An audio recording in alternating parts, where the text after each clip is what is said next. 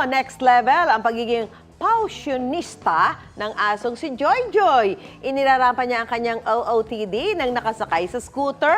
Looking prim and posh, si Joy Joy kahit bibili lang ng almusal sa tindahan.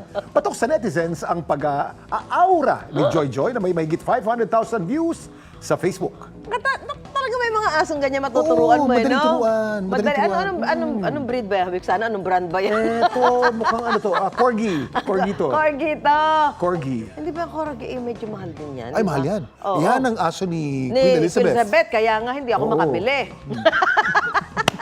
Mahal. Mahal. Mahal.